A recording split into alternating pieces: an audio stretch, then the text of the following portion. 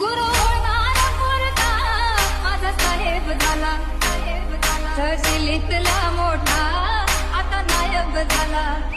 त्याचा